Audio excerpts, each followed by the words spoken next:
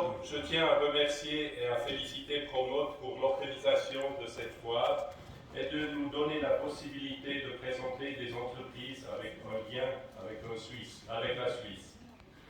Le thème de Promote 2022 est l'industrialisation de l'Afrique.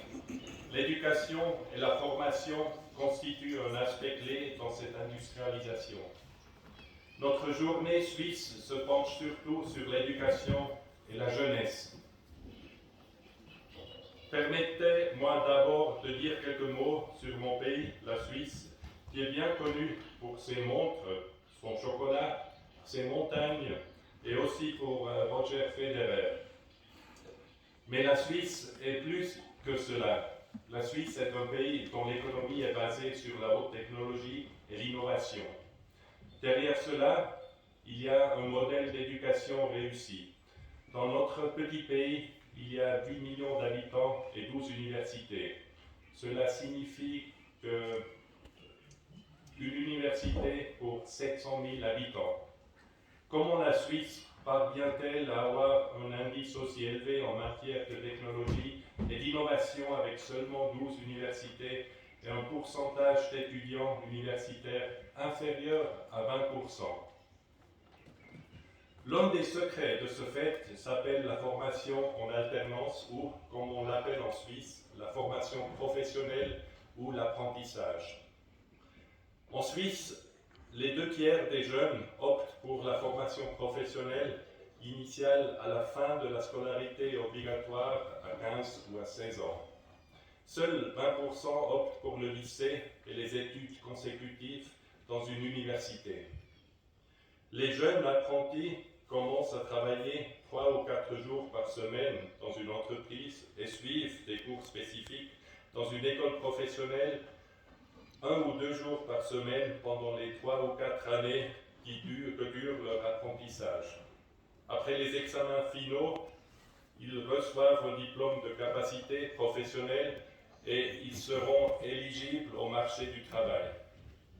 Les jeunes peuvent choisir un programme d'apprentissage parmi environ 230 métiers différents, de l'employé de commerce, qui est la formation professionnelle la plus populaire, à l'informaticien, électricien, cuisinier ou chocolatier. Voici quelques exemples qui illustrent la popularité de ce système éducatif en Suisse. Le président de la Confédération suisse en 2021, l'année passée, Guy Parmelin, par exemple, a fait un apprentissage de vigneron. Ainsi, non seulement est-il possible d'occuper un poste élevé, mais il est également possible de gagner un très bon salaire. Par ailleurs, un principe très important de notre système de formation professionnelle est la perméabilité, ce qui signifie qu'une fois l'apprentissage terminé, il existe plusieurs possibilités d'études supérieures. L'accès à l'enseignement supérieur, en l'occurrence les autres écoles spécialisées, est ouvert.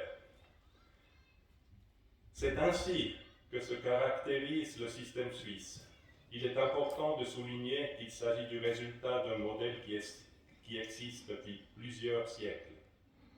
Cette tradition est comme notre secret pour fabriquer le meilleur chocolat du monde. C'est le secret de la bonne santé de notre économie et du bien-être de notre société.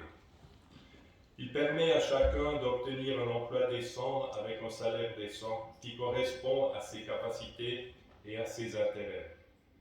Nous avons la chance d'avoir parmi nous des représentants d'entreprises, d'autres écoles, ainsi que des représentants des autorités camerounaises et de la Banque mondiale qui vont illustrer l'importance de la formation dans leurs domaines respectifs.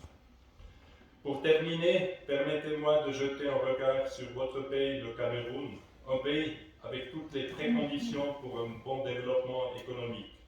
Une richesse naturelle, le bonus de la jeunesse et une créativité sans limite. Il s'agit maintenant de bien canaliser ces éléments. Pour cela, l'éducation joue un rôle clé. Merci pour votre attention.